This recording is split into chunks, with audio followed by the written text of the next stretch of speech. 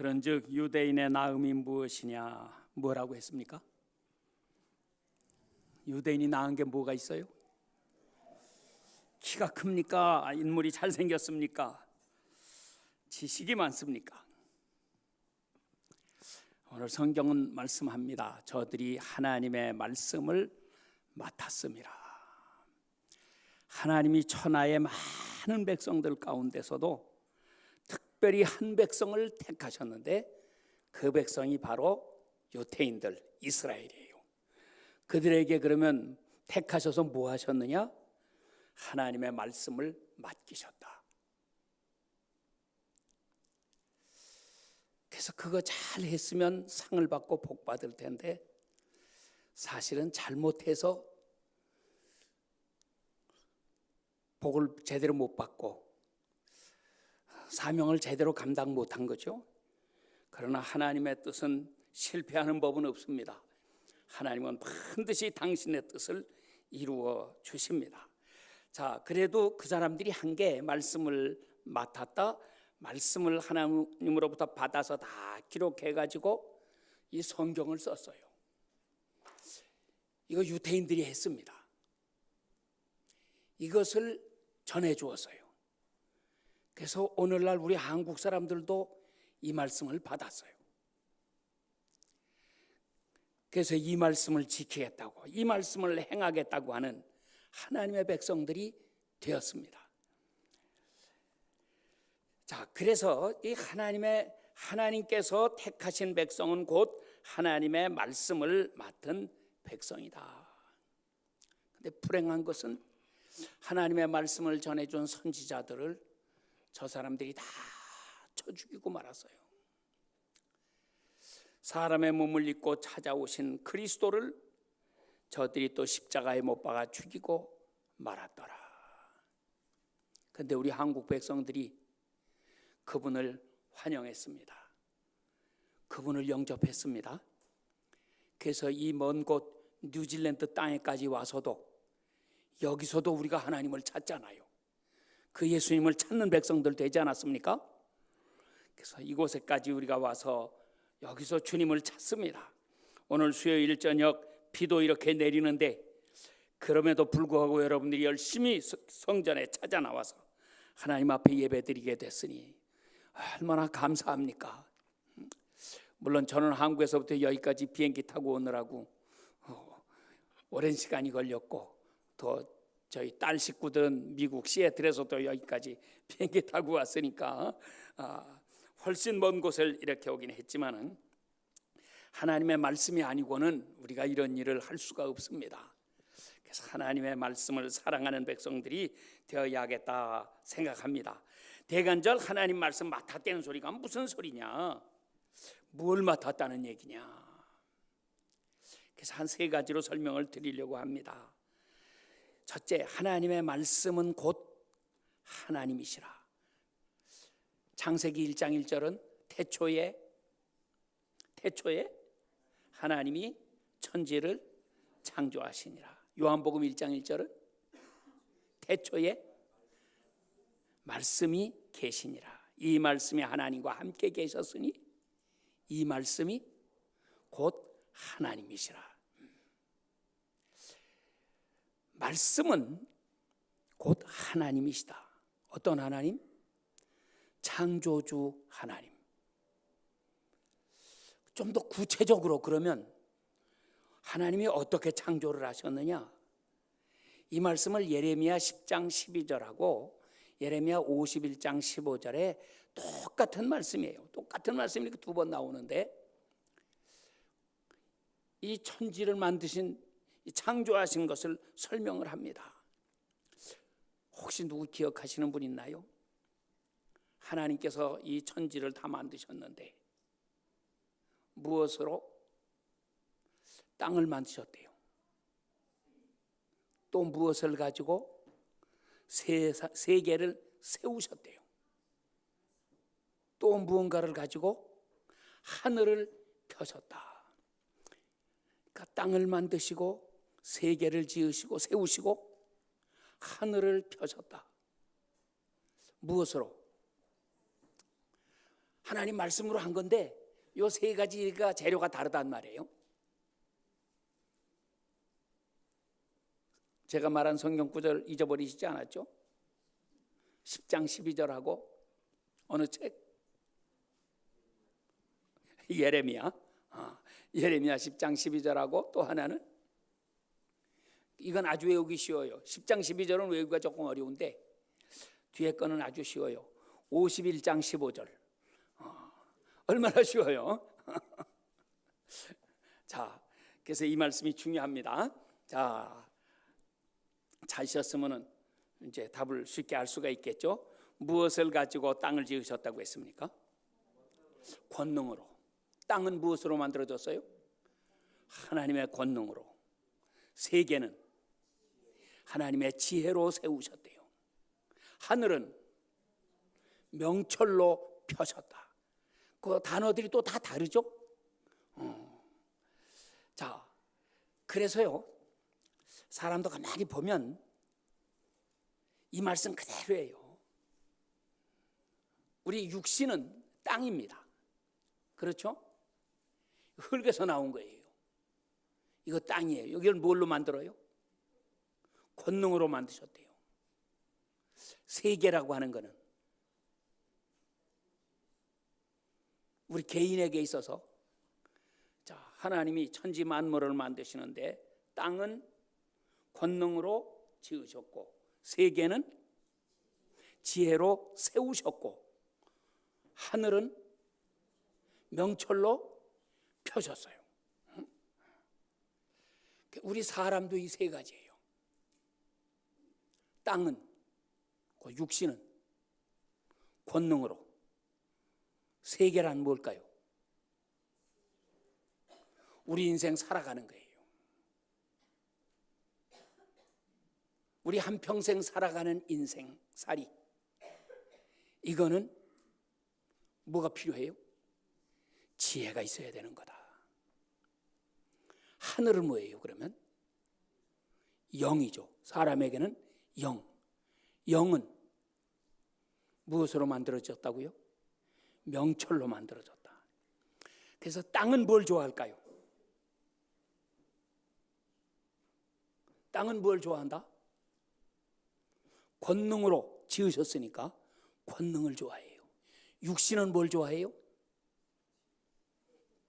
육신은 이게 땅이잖아요. 그러니까 뭘 좋아한다? 권능을 좋아해요. 그러니까 우리가 교회를 다니긴 다니는데 권능이 나타났다 하면 깜빡 죽죠. 와 모여들죠. 이 자리에서 앉은 베개가 일어났다. 소경이 눈을 떴다. 100명 1000명 모인 속에서 소경 하나만 눈 떴다 하면 막 그 이튿날부터는 여기가 미어 터집니다. 예수님도 오셔서 제일 처음 하신 사역이 병 고치시는 사역이에요. 귀신 쫓아내고 병 고치고 기적을 많이 행하셨어요. 모세도 제일 처음 하신 역사는 기적을 행하는 거예요. 그러면 사람들은 깜짝 놀라서 막 쓸어 모입니다. 꼼짝도 못하고 발발 떱니다. 그 앞에서. 베드로도 고기잡이 이적을 체험하고 나니까 깜짝 놀라 자빠졌죠. 대관절 이분이 누구냐?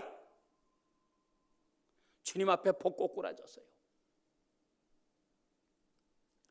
그래 우리 사람들은 아무리 잘난 척하고 큰 소리치고 많이 아는 척 뭐 권세가 높은 척 떠들어봤자 능력이 나타나면은요 다 고양이 앞에 생쥐새끼요. 발발발발 떱니다. 하나님의 능력 한번 좀 받아보고 싶지 않으세요? 이게 하나님 말씀 속에 들어있는 첫째 요소예요. 말씀의 능력이 있어요. 예수님이 말씀을 전하시니까 우리 산상수훈 마태복음 5장, 6장, 7장 맨 끝에 결론이 뭐예요? 예수님께서 이 말씀을 저들에게 전하시니까 저 무리들이 이 말씀을 듣고 어떻게 했다고요? 깜짝 놀랐다고 그러죠? 왜 놀랐다고 했습니까? 주님이 전하시는 말씀은 자기네 선생들, 서기관들, 바리새인들이 전하는 그 말씀과 전혀 달랐어요. 어떻게? 말씀의 능력이 있단 말이에요. 하나님 말씀은 첫째, 능력이 있어야 되겠다. 능력 없는 말씀은 말씀이 아닙니다. 하나님 말씀이 아닙니다. 그건 인간의 소리.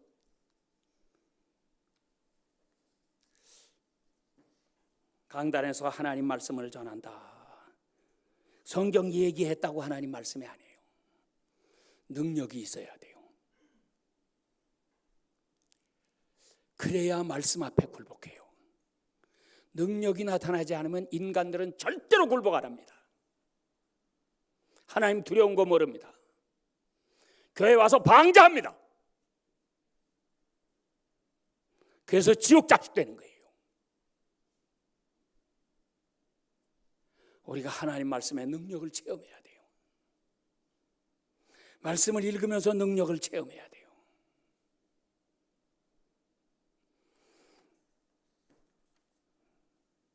나는 만 나이로 20살 되던 해에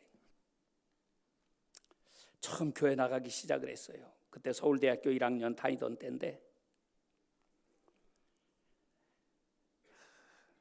1학기 때에는 예수님 안 믿었고 여름방학 8월 말에 처음 이제 교회 나가기 시작을 해가지고 그래서 9월 달 돼서 2학기, 새 학기가 시작됐는데 학교 다니긴 다니는데 학교 공부가 하나도 재미가 없어요. 예수님 믿고 나니까. 이 말씀에 미쳐놓으니까요. 조그만 거 포켓 성경 요 주머니에다 이렇게 넣고 다니는 거. 항상 그거 갖고 다니면서 하여튼 수업 시간, 빈 시간, 대학교는 강의 시간표를 내가 짜니까 빈 시간이 중간중간 많이 나오잖아요. 빈 교실 찾아가서 그거 성경 펴놓고 읽고 그러다가 말씀에 콱 와서 찔리는 게 있어요. 그럼 붙잡고 그 자리에 앉아서 또 눈물 흘리고 회개하고 기도하고 막 그렇게 하면서 살았어요. 말씀이 살아있어요. 말씀의 능력이 있어요. 그렇게 되니까 학교 공부는 재미가 없어요. 이거를 내가 더 공부를 해야 되나? 내가 물리과대학 수학과 다녔어요. 수학 공부가 좋아가지고 거길 들어갔는데 예수님 믿고 나니까 생각이 바뀐 거예요. 이거 수학은 배워서 뭐하지? 이거 어디다 써먹는 거지. 내가 대학교 졸업하고 나서 더 공부를 해서 수학에 내가 박사가 됐다고 한들 그거 가지고 뭐하고 살 건가? 예전에는 그거 가지면 괜찮은 줄 알았는데 하나님 말씀을 만나고 나니까 그게 가치가 없어요. 근데 마침 군대 가라고 영장이 나와서 학교 휴학하고 군대 갔습니다. 군대나 갔다 와서 생각해보자. 제대하고 났는데 학교에 가고 싶은 생각이 없어요. 내가 수학을 공부하느라고 앞으로 3년 동안을 더 대학 졸업하느라고 3년을 더 보내야 된다. 그거 끝나고 대학 졸업해서 끝나는 거 아니죠. 공부 더 해야지. 그러면 그거를 위해서 내가 일생을 거기다 바칠 거냐? 아니야. 그건 내 길이 아니야. 너무 의미가 없어요.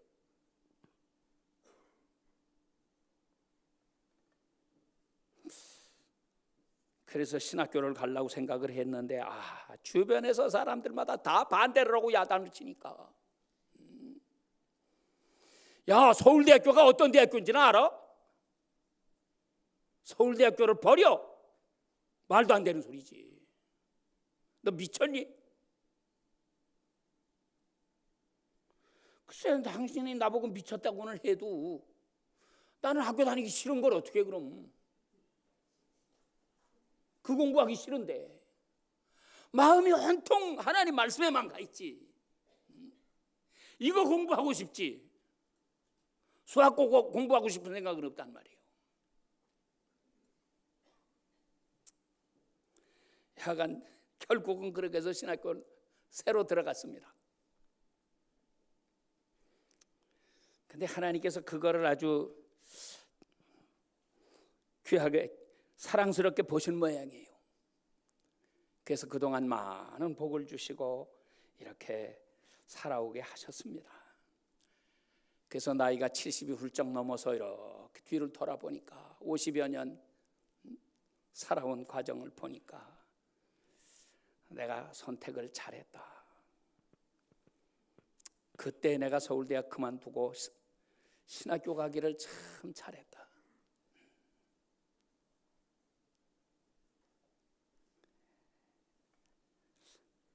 하나님 말씀이 나를 새로운 길로 인도해 주셨습니다. 근데 육신은 그러고요. 이 세상을 세우는 일은 지혜가 있어야 된다. 이걸 누가 깨달았죠? 성경에 보니까 이거를 깊이 깨달은 사람, 이 사람이 지혜를 받았어요. 그게 누구예요? 솔로몬. 많은 위정자들이 있지만 이거 몰라요. 세상을 세운다, 나라를 세운다, 가정을 세운다, 여하간 세우는 일은 지혜예요. 그러니까 여자가 미련하면 가정을 헐어내려요. 여자가 지혜로우면 무너진 가정도 다시 세워요. 이게 하나님 말씀 속에 다 들어있어요. 솔로몬이 지혜를 받으니까 나라를 세우잖아요. 영광스러운 나라를 만들잖아요. 우리도 이 지혜를 사모합시다. 솔로몬이 기도했더니 하나님이 주셨어요. 우리가 기도하면 안 주실려나? 안 주실 거라고 믿습니까, 여러분? 주실까요, 안 주실까요? 틀림없이 주시겠죠. 그런데 구하지 않으니까 못 받지. 구하긴 구하지. 지난번에 여기 블라디보스토크에 갔더니 거기 선교사님이 나보고 그래요. 목사님,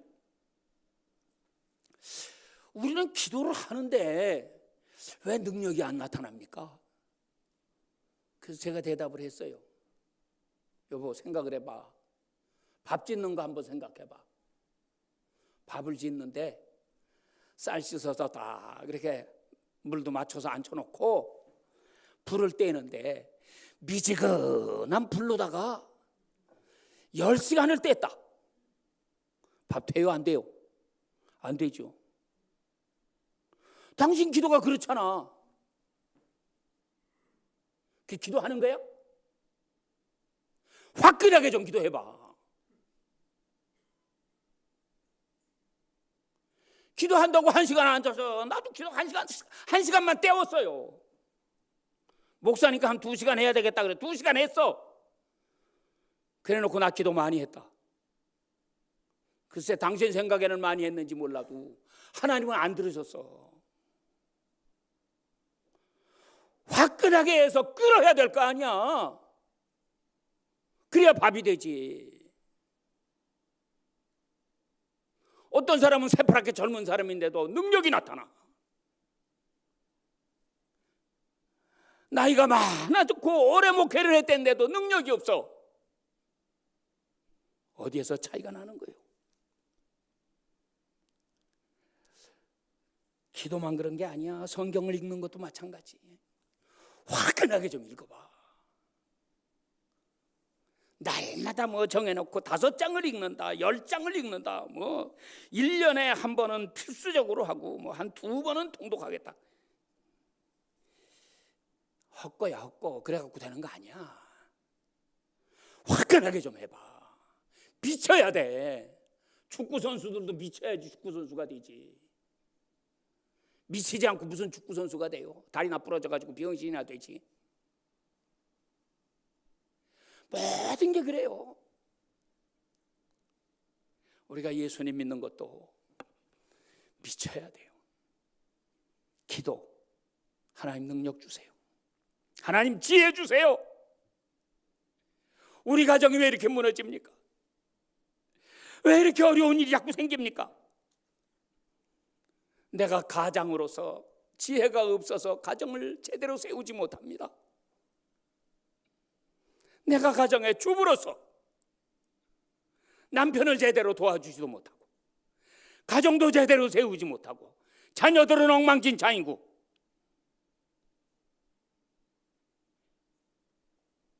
근본적으로 뭐가 잘못됐습니까? 깨달아야죠. 지혜를 받아야 돼요. 목숨 걸고 기도해야 돼. 화끈하게 하는 그런 계기가 한 번은 있어야지 기적이 일어납니다. 그 다음에는 한 번 내가 변화를 받게 되니까 이제 달라지죠. 신앙생활하는 태도가 달라지게 되는 거잖아요. 그래야 힘있게 전진해 나갈 수 있고 하늘에서 복이 쏟아져 내리는 거고 이게 되는 거란 말이에요. 그리고 셋째로 나의 영은 뭐가 있어야 된다고 그랬죠? 명철이 있어야 된다.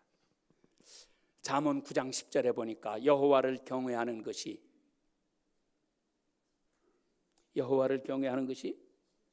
지혜의 근본이요. 그 다음에 또 한마디 더 했어요. 대꾸로 여호와를 아는 것이 명철이니라. 명철을 받으면 뭐가 돼요?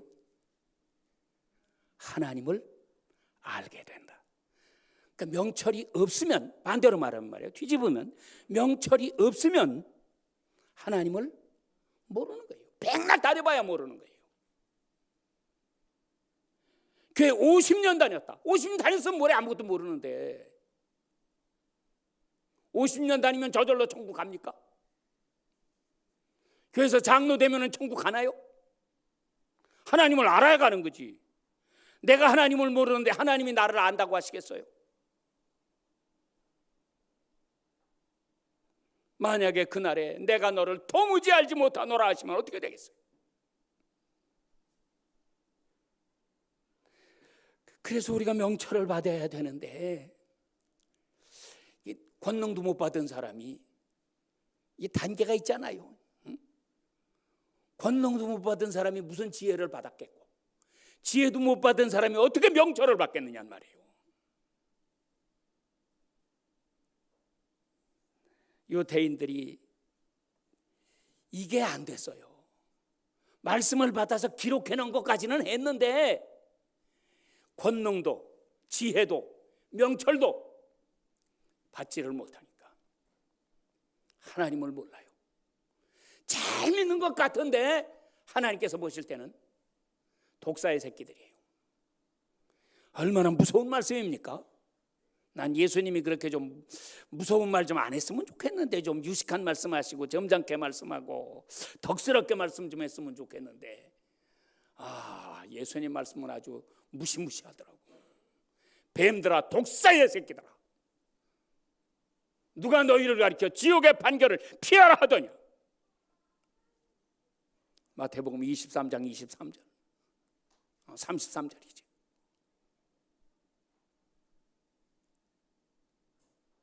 옛날 바리새인 서기관들에게 그렇게 무섭게 책망하셨다면 오늘날에는 우리에게 오셔서 누구에게 그러고 책망하실까? 평신도들은 뭐 말할 것도 없는 거고 누구에게요? 목사와 장로들, 교회 오래 믿었다는 사람, 잘 믿는다는 사람, 사실 우리가 두려워해야 돼요. 하나님을 두려워하는 것이 지혜의 근본. 잠언 1장 9절에는 지식의 근본. 근본적으로 이게 안 돼 있어요. 이게 안 돼 있으니까 교회는 다니는데 헛다니는 거예요. 백날 다녀봐 헛거지.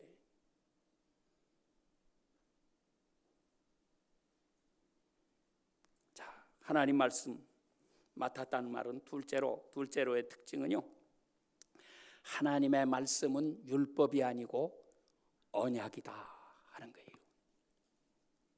우리가 구약 성경의 처음 5권을 가리켜 율법서라고 합니다. 모세 오경이라고도 하고 율법서라고 말을 해요. 또 구약은 율법이고 신약은 복음이다, 뭐 이렇게도 말씀을 해요. 그런데 사실은 율법이다 복음이다 그러는 게 아니고, 우리는 성경을 둘로 나눠서 구약과 신약, 그 뒤에 붙은 약자가 무슨 소리예요? 옛 언약, 새 언약이에요.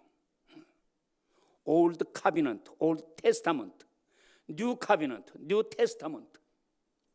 약속이란 말이에요.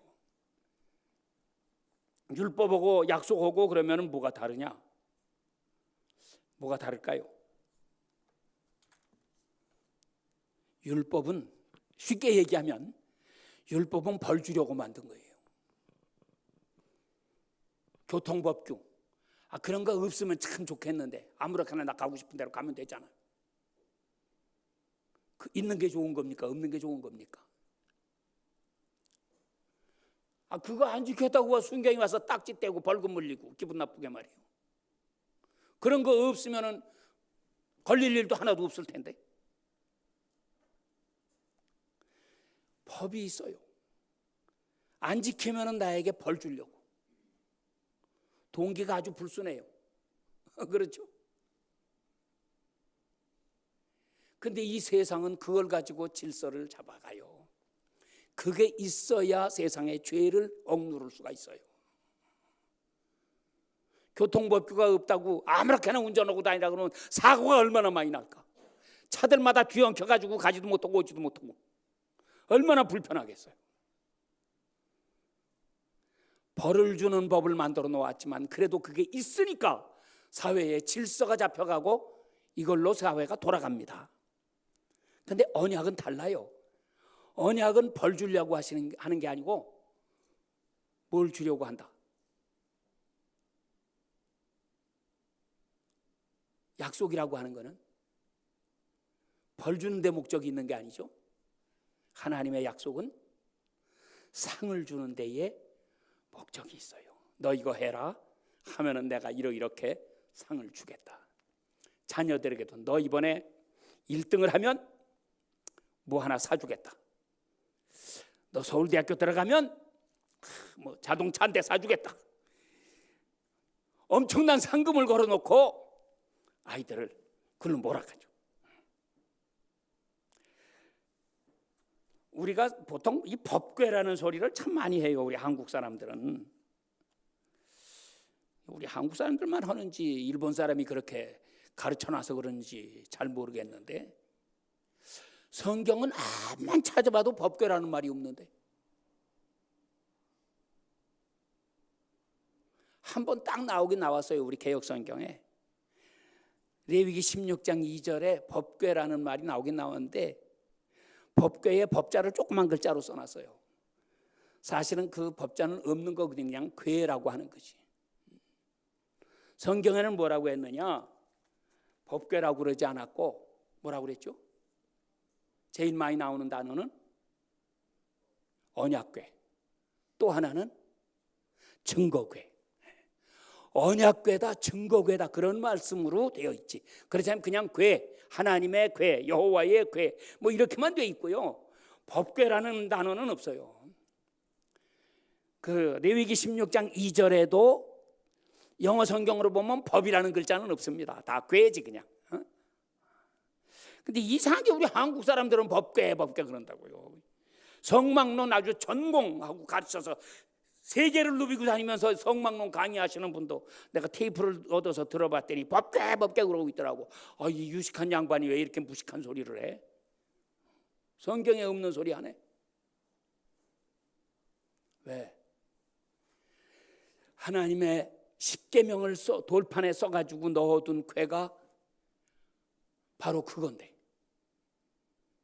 그러니까 이거를 법궤다 이렇게 말할 때에는 하나님의 십계명이 바로 무엇이다? 그런 말이 되죠. 뭐죠? 법궤다 그러면 이게 법이다 그 말이잖아. 하나님의 십계명이 법이다. 그런데 성경엔 그런 말이 없단 말이에요. 뭐라고 그랬어요? 십계명 쓴 돌판을 가리켜서, 그거 담아둔 궤를 가리켜서 무슨 궤? 증거궤라고도 했고, 그거보다 조금 더 많이 나오는 단어는 언약궤라고 그랬고, 그러면은 십계명 자체가 무엇이다? 법이 아니고 언약이다, 증거다.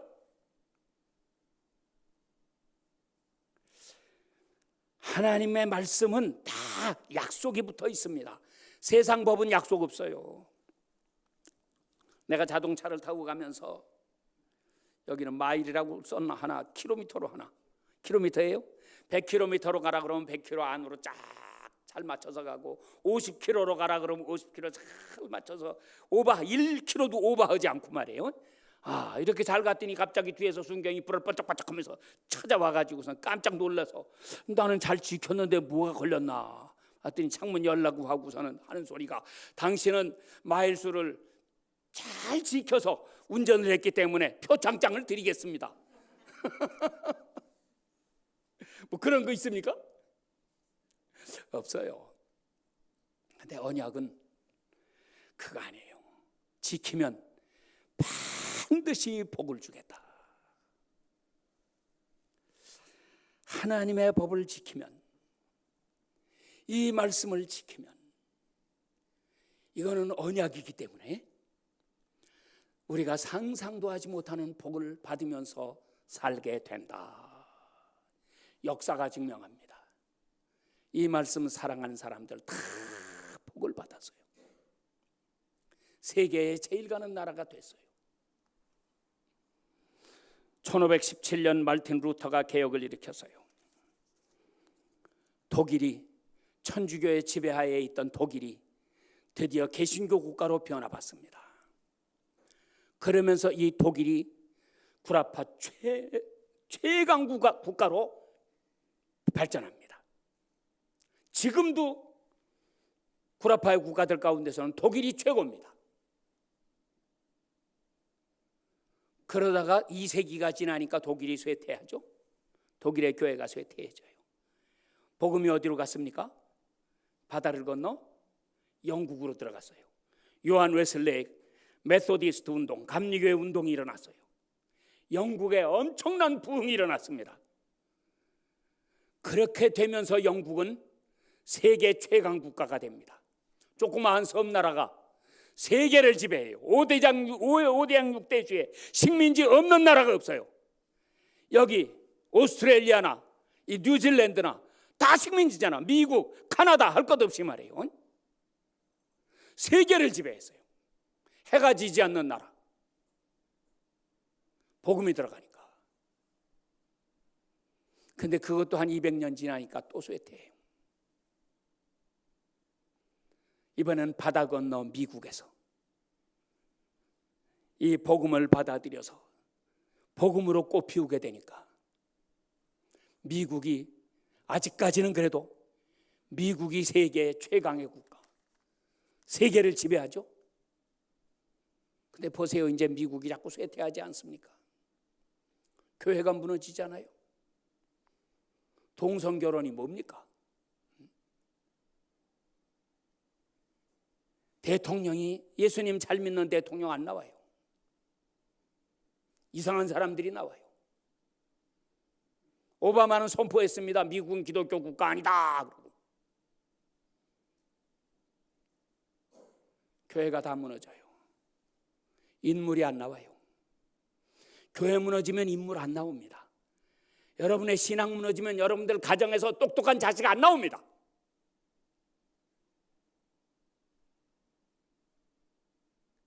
교회의 신앙이 형식적이 되면 이 교회에서 훌륭한 인물이 안 나오는 거예요.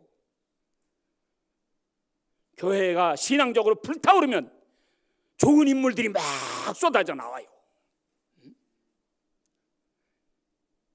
한국만이 아니라 우리 뉴질랜드에 와서니까 뉴질랜드를 지도할 위대한 인물이 나온단 말이에요. 세계적인 인물이 여기서 나오는 거란 말이에요. 하나님 말씀은 약속이에요. 이거 붙잡고 살면 어마어마한 역사가 일어납니다. 여러분 이 복을 받으시기 바랍니다. 이게 세계 역사가 증명하고 있는 거잖아요. 셋째로 하나님 말씀은, 첫째는 뭐라고 그랬죠? 하나님 말씀은 첫째 창조주 하나님이시다.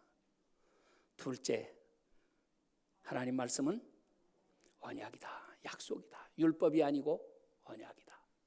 율법에 얽매여서 마지못해 하는 것처럼 투덜투덜거리면서 하고 그러지 말고 약속이니까 기쁜 마음으로 하자.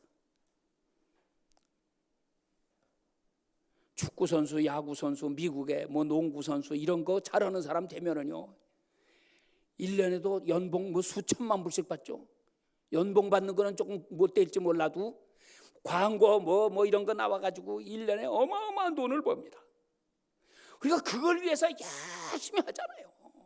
올림픽에 금메달 하나 따는 거를 위해서도 얼마나 죽을 고생을 하면서 연습을 합니까? 근데 우리는 하나님이 이렇게 어마어마한 복을 주시겠다고 약속을 하셨는데도 그거 받을 마음이 없어요. 애쓰는 게 없어요. 그러니까 다 놓쳐버리죠.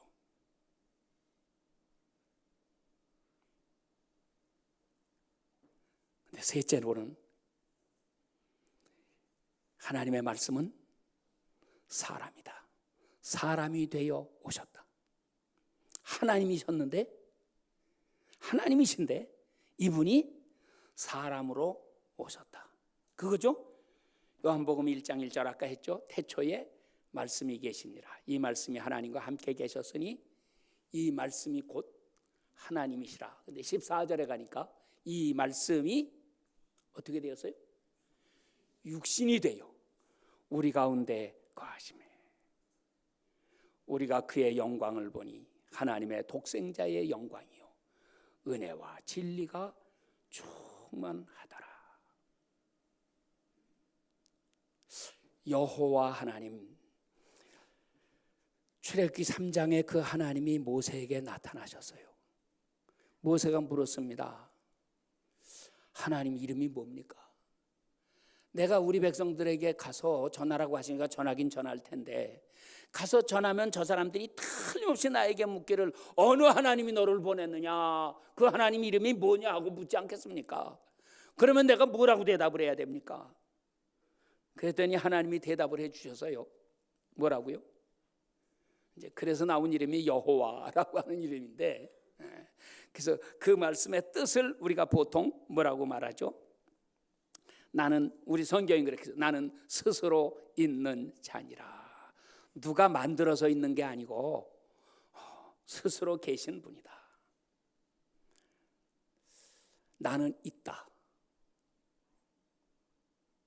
그러면 신약에 오신, 사람으로 오신 하나님은, 그분을 우리가 예수님이라고 그러죠. 예수님의 이름은 똑같은 이름을 이사야 7장 14절에 예언해놨죠. 아들을 낳으리니 이름을 예수라 하라. 이는 그가 자기 백성을 저희 죄에서 구원할 자이심이라. 이 모든 일이 된 것은 주께서 선지자로 말씀하신 바 해놓고 이사야 7장 14절이 나와요. 뭐라고요? 보라, 처녀가 잉태하여 아들을 낳을 것이요 그의 이름을 예수라 하리라? 가 아니고 뭐라고 하리라? 임마누엘이라 하리라 하였으니 이 말씀을 번역한즉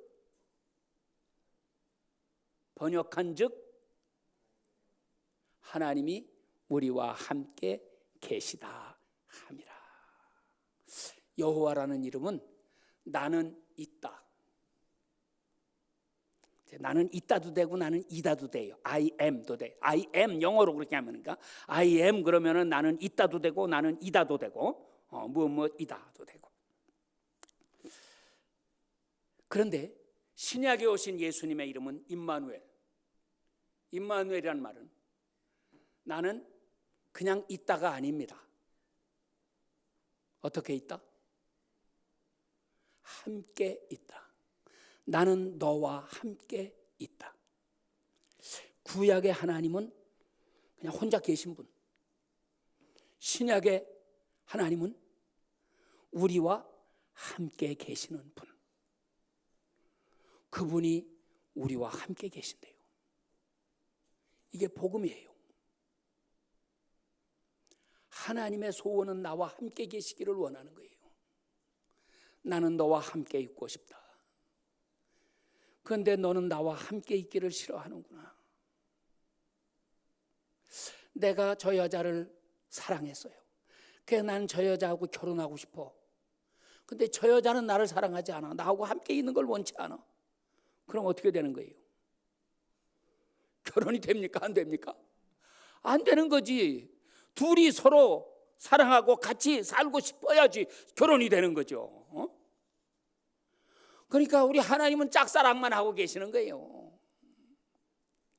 나는 너와 함께 있고 싶다. 그래서 찾아오셨어요. 한 사람 물어봐요. 야, 나는 너하고 함께 있고 싶어. 너도 나하고 함께 살고 싶지 않니? 싫어요. 당신 누군데요? 또 다른 사람 찾아가 물어봐. 그 사람도 싫대. 겉으로는 예 그러면서 속으로는 싫어요. 그러니 하나님이 실망하시죠. 그래서 부활하신 후에 베드로에게 나타나셔서는 네가 나를 사랑하느냐? 얼만큼? 네가 이 사람들보다 나를 더 사랑하느냐? 이걸 3번씩이나 물으시잖아요. 내가 한 여자와 결혼하면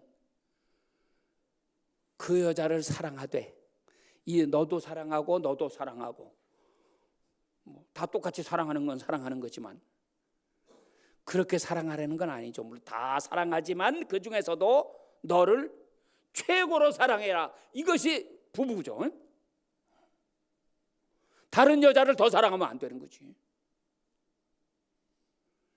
그러니까 예수님이 우리에게 요구하시는 것도 똑같아요. 나는 너와 함께 있고 싶어. 너 나를 사랑하니? 예, 사랑하죠. 얼만큼?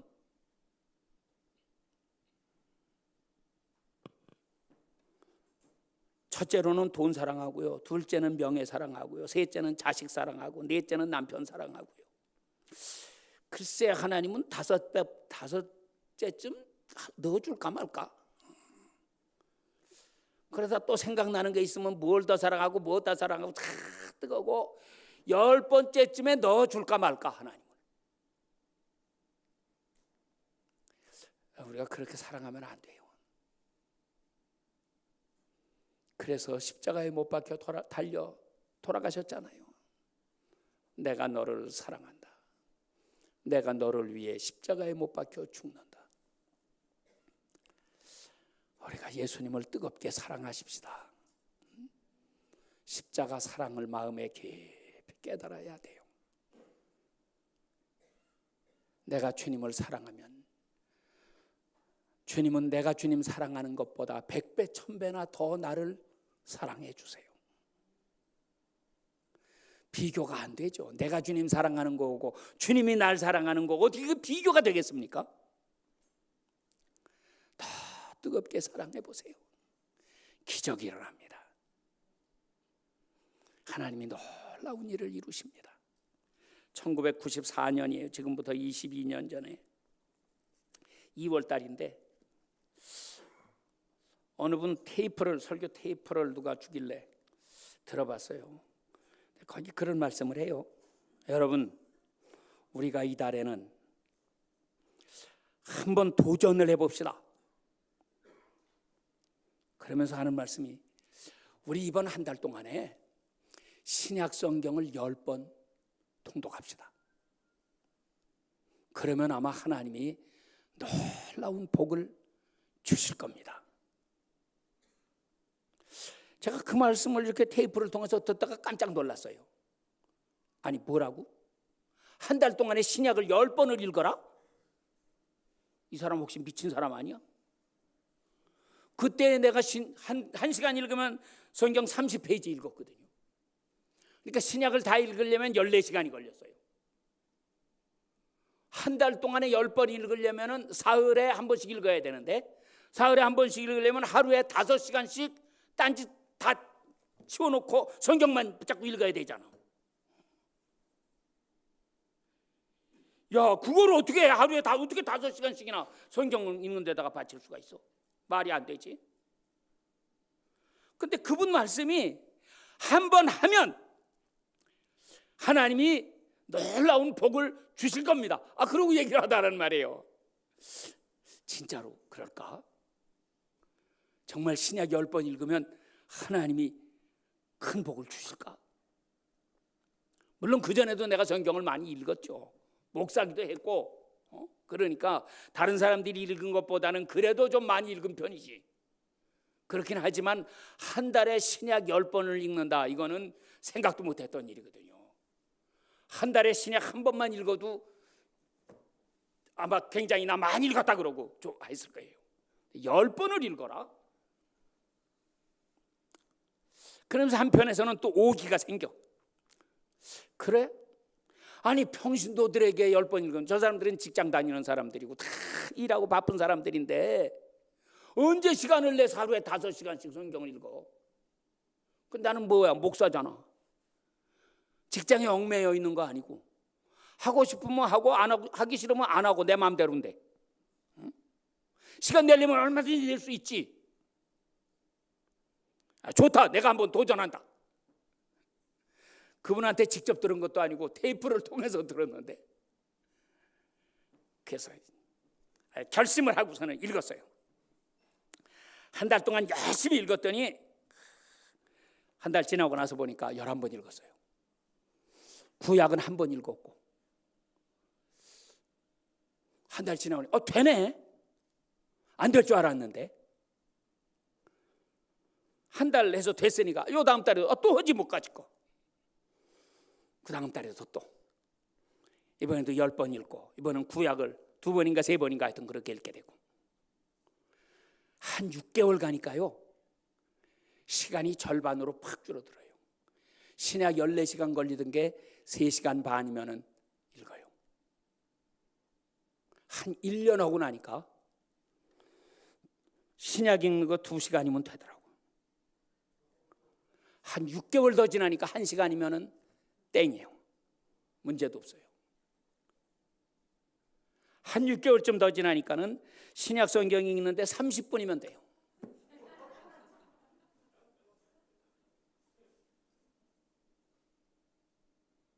성경 읽는 게 재미가 있어요.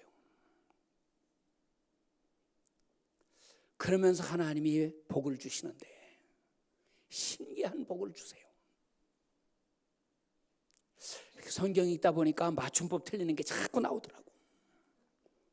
부지기수로 나오더라고. 나는 이 국한문 성경을 보는데 한자 틀린 것도 또 얼마나 막 쏟아져 나오는지, 이걸 다 노트에다 정리를 해가지고 우리 목사님들 모임에 가서 발표를 했습니다. 이 성경에 이렇게 단어도 잘못되고 맞춤법 틀린 것들이 많이 나오고 이렇게 되더라. 그랬더니 목사님 한 분이 나보고 그 성소공회로 보내세요 그러더라고. 그래요? 보내지 뭐. 그래가지고 한 60페이지 되도록 이제 컴퓨터로 찍은 걸로 60페이지 되도록 해가지고 보냈어요. 그 이듬해 또 1년 동안 읽으면서 또 부지런히 더 찾아가지고 이제 80페이지 넘게 만들었어요. 그래가지고 한국 나오는 길에, 미국에 있었으니까요, 미국에 있다가 이제 한국 나오는 길에 성소공회에다 전화를 했죠. 전화를 해서 우리 민영진 박사 찾았더니 이 양반이 내 전화를 받고는 나 목사님 빨리 오세요 그러더라고. 그래서 달려갔죠. 그랬더니 그때 마침 표준 세번역이 새로 나와가지고 그 표준 세번역에 대한 이제 설명회를 하는 게, 우리 기독교 계통의 신문 기자들 다 모아놓고 이제 새로 나온 표준 세번역 성경에 대한 설명을 쭉 하고, 끝나고 나서 나는 이제 부지런히 갔더니 조금 기다리니까 다 끝나고 사람들이 우르르 몰려 나오더라고요. 이제 우리 민영진 박사랑 장신대 나채훈 교수님이랑 이분들이 나를 보고서는 반갑다고 그러면서 같이 식사하러 가자고 가서 점심 같이 먹고 같이 이런 얘기 저런 얘기 이렇게 하고, 그러더니 그래요. 그분들이 사실 우리가 이거를 이 개역 성경에 글자 틀린 거 잘못된 것도 많고 그래가지고 좀 바꾸려고 고치려고 다 했는데 10년 전에 5명 위원을 뽑아놨는데 국문학자 2명, 구약학자 하나, 신약학자 하나, 그리고 이제 교단의 번역실장이고 부총무도 되고 하는 민영진 박사는 자동 케이스로 들어가는 거고 5명을 뽑아놓고 10년을 지났는데 일한 사람이 없습니다. 근데 나 목사님이 어떻게 엉뚱하게 미국에서 이런 거를 보내오셔가지고 그러니까 마침 잘 됐다고 이제는 좀 일을 할 수가 있겠다고 그러면서 나한테 감투를 하나 씌워줬어요. 개역성경 교정위원 해외학자의 대표. 그러면서 뭘 주는 거 하니 미국 가거든 이렇게 컴퓨터 거기다 이렇게 쓰지 말고 이 성경책에다가 다 표시를 해요. 요건 이렇게 고쳐야 되고 요건 이렇게 고쳐야 되고 이거를 창세기부터 하여튼 계시록 끝 페이지까지 다 그렇게 해서 보내래요. 그래서 제가 와갖고는 전부 프린트를 했습니다. 이제 성경을 카피를 만들어 가지고 그래서 참 무서워서 하여튼 뭐 며칠 밤을 새웠는지 몰라요. 그러고 그러니 뭐 성경 이게 맞는 건가 틀리는 건가 영어 성경도 봐야 되고 다른 번역 성경도 봐야 되고 막 해가면서 다 자꾸 뒤지고 해가지고 약간 몇 달 동안 낑낑거리고 다 해가지고 그걸 보냈어요. 그랬더니 드디어 이제 이게 바탕이 돼가지고 우리 개정판이 나온 거예요. 나채훈 교수님하고 나균용 목사하고 두 나씨가 여하간 그 일을 기초 작업을 다 했습니다. 사실은 그래가지고 이렇게 이제 책이 나왔어요. 근데 성경 열심히 읽으면 틀림없어요. 하나님의 약속은 거짓이 없습니다. 반드시 복을 받습니다. 성경 사랑하는 백성은 세계에 1등 가는 백성입니다. 그러나 오늘날 세상이 어두워지니까 성경 안 읽어요. 이렇게 목사님들 설교하는 거 들어보면 알아. 저 사람이 성경을 읽었는지 안 읽었는지. 성경을 읽은 사람 안 읽은 사람은 다르잖아요.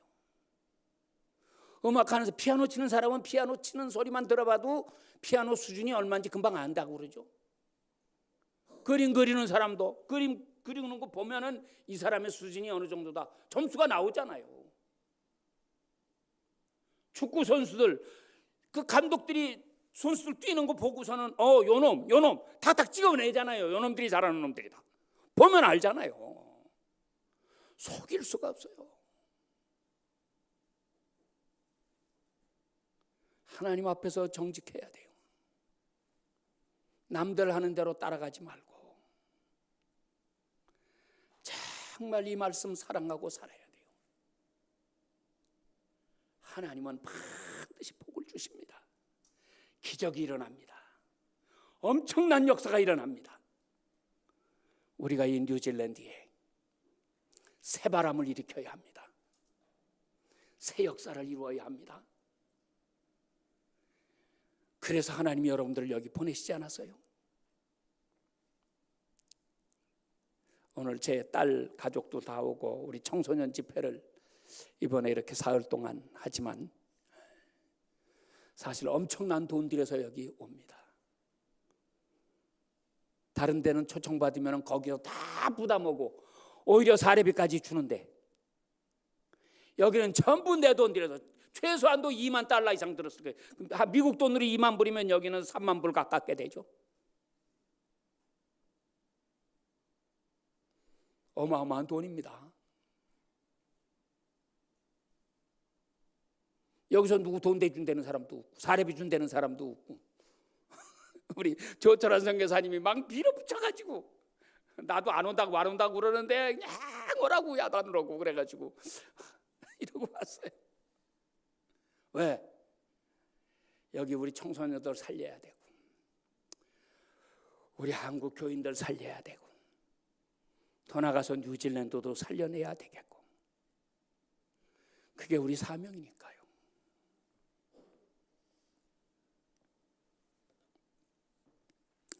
저는 경기고등학교 나왔어요. 서울대학교 그렇게 다녔고 3년 전에 고등학교 졸업한 지 50년 됐다고 50주년 기념 리유니온 행사에서 전 세계에 다 연락을 해서 여기 서울에 한 150명, 200명 이렇게 모였어요. 480명 졸업했는데 한 60여 명은 먼저 세상 떠났고 이 사람들 모여서 그래서 우리가 저 남도 여행 이렇게 같이 하고 관광버스 넉 대에 나눠가지고 이렇게 한 바퀴 돌고 그래서 이제 오는 길에 금요일 날인가 그랬는데 수원쯤 왔는데 그 우리 버스마다 반장을 하나씩 정해놨는데 그 반장이 나를 불러요. 그래서 우리 버스에 나 목사님이 우리 동창생들 중에서 목사님이 한 분 여기 같이 탔는데 나 목사님이 나오셔서 한마디 좀 하시라고. 그래서 나가서 한마디 했죠. 또 얼마 전에 부활절 날은 하와이에서 또 우리 모였어요. 그때는 40명이 갔습니다. 부활절 날이 돼가지고서 부활절 예배를 우리 같이 드렸는데 40명 중에서 22명이 참석하고 18명은 도망가고 이제 제가 그런 얘기를 했어요. 우리가 중학교 1학년 들어갔을 때 한문 시간에 배운 글귀가 생각난다. 물이 금일불하기 유내일하고 물이 금년불하기 유내년하라. 1월 서의라 새불하연이라 오호 노의라 시수지건고. 오늘 공 배우지 않아도 내일이 있다고 말하지 마라.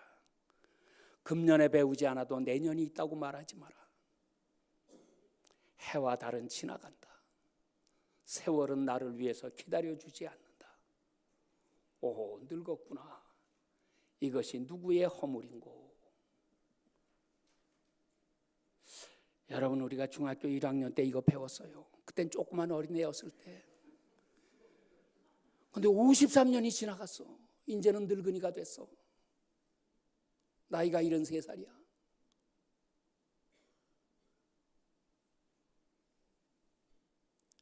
오호 노예요. 근데 시수지건고. 근데 그건 공부 못하던 사람들, 공부 안 한 사람들이 그렇게 된다는 얘기지. 근데 여러분들이 나나 우리 중학교 고등학교 다닐 때 공부 열심히 했잖아. 그래서 서울대학교 다 들어갔잖아. 그리고 사회적으로 다 유명한 사람들 됐잖아. 우리 서울대학교 총장도 거기 앉아 있었으니까.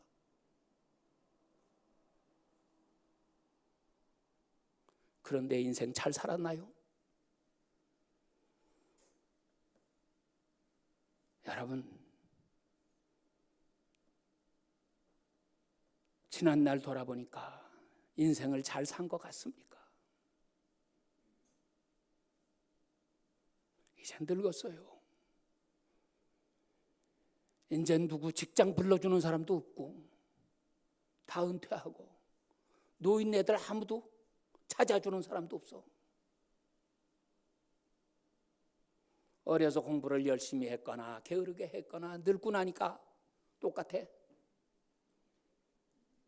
이제는 갈 날만 남았고 우리 세상 떠나면 그 다음에 뭐가 있나. 옛날 우리 중고등학교 다닐 때는 서울대학교를 목표로 하고 열심히 공부했지만 이제는 죽은 다음에 세계를 바라보고 어디로 갈 것인가. 그거 지금 준비해야 되지 않겠습니까? 그러면서 부활에 대해서 설교를 했어요. 그 3년 전에 50년 그때는 버스에서 얘기할 때는 이제 내가 서울대학교 들어가 봤더니 바지에 베리타스 룩스메아라고 써붙여놨더라. 진리는 나의 빛이라고. 그래서 저게 무슨 소린가. 이게 서울대학교 목표는 진리 찾는 거로구나. 근데 고려대학교도 보니까는 목표가 똑같아. 자유, 정의, 진리. 그랬던가? 연세대학교 진리가 너희를 자유케 하리라. 그게 거기 교훈이에요. 그 유명한 하버드 대학 베리타스 진리예요. 그냥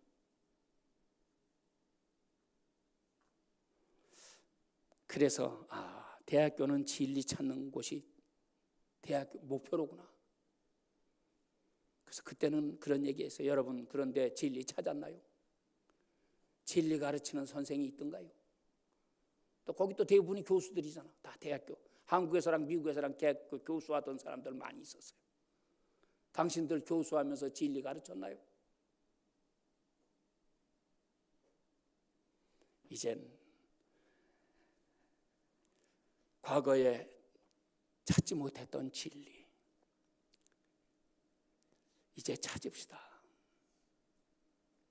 그 여기 있잖아요.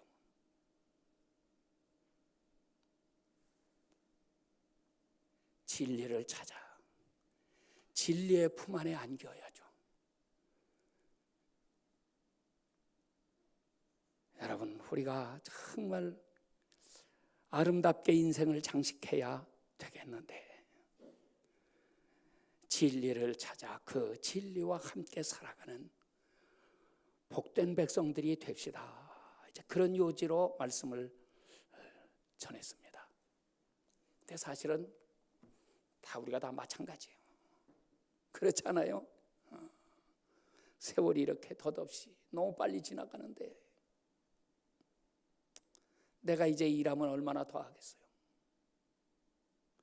이번에도 왼쪽 무릎이 아파가지고 우선은 가서 사진을 찍었더니 병원 갔더니 연골이 다 닳았대. 뼈와 뼈가 이렇게 부딪히니까 그래서 아프다는 거예요.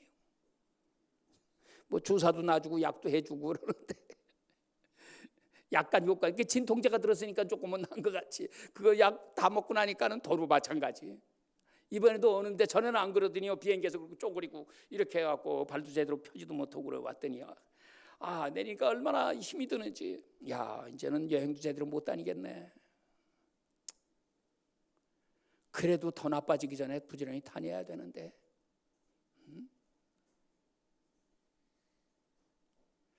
어쩔 수가 없어요.